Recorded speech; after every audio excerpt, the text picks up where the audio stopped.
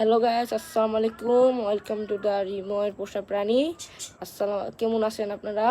আমি হেসে এক তুলছি আমার পাখির জন্য তো আমি এখানে আমার পাখি এই যে খাই, কারণ আমার পাখিগুলো এইগুলো খাওয়ালে সুস্থ এবং সবল থাকে এবং পাখি বাচ্চা দিতে মানে ডিম দিতে সুবিধা হয়। তো এই জন্য আমি এইগুলো আমার পাখিদেরকে সবসময় খাওয়াই।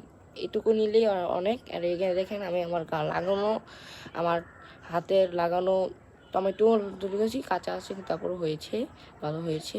তো সবাই মাশাল্লাহ বলবেন। মাশাল্লাহ, আমার হাতের লাগানো এগুলি টমেটো। তো এখানে আছে আরও আছে এখানে এই যে দেখেন লেবু, আমার গাছের লেবু। এই লেবুগুলি আমার অনেক রস হয়, আর মশলা দিলে লেবুগুলি অনেক মজাদার খেতে। আর এখানে আছে দুন্দুল। তো দুন্দুল আমি খাই, আমাদের ঘরের সবাই খায় দুন্দুল।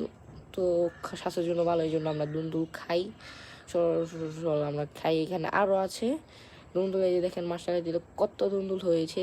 তো এখানে নিচে আছে আবার বেগুন গাছ আছে আমার, এই যে দেখেন আমার বেগুন গাছ। তো এগুলো আমি লাগাইছি এবং আমি করছি। তো গাইস, এখানে আমার বেগুন গাছও আছে। তো এখন চলেন আমরা যাই এবং পাখিগুলোকে শাক দেই এবং ফিড দিই, খাবার দিই। তো আমার শাকগুলি আমার প্রতিবার এখান থেকে নেওয়ার পরে এখন ঘাসগুলি দেখছিলেন, ওই ঘাসগুলি ছিল পাখির খাবার থেকে ফালানো ঘাস। তো আমি এখানে পাখির খাবারগুলো ধুয়ে নিই, আর ধুয়ে নেওয়ার পর তারপরে পাখিকে দিব। তো ধুয়ে নেওয়ার ওইখানে আমাদের কল আছে, তো কলের ওখানে যাচ্ছি ধুয়ে নিতেছি, ধুয়ে নিই। এখানে আমি ধুয়ে নিচ্ছি, ভালো করে শাকগুলি ধুয়ে নিতে হবে, না হলে আবার ময়লা লেগে যাবে। তো আমি ধুয়ে নিচ্ছি।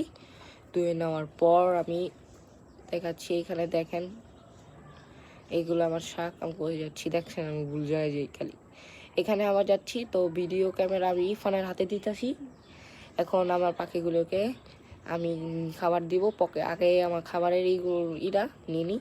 তো নেওয়ার পরে আমি এখানে এটা রাখি। তো এখন আমি এটাকে শাকটা দিই, এখানে দেওয়ার পরে আমি খাবারটা ট্রেতে দিয়ে দিই, সুন্দর করে ট্রেতে দিয়ে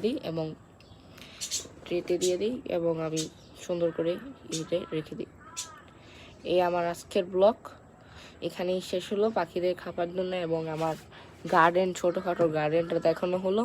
তো সবাই সাবস্ক্রাইব এবং লাইক অবশ্যই করবেন, দয়া করে করে দিবেন। Subscribe and like and subscribe দয়া করে দিবেন। আসসালামু আলাইকুম।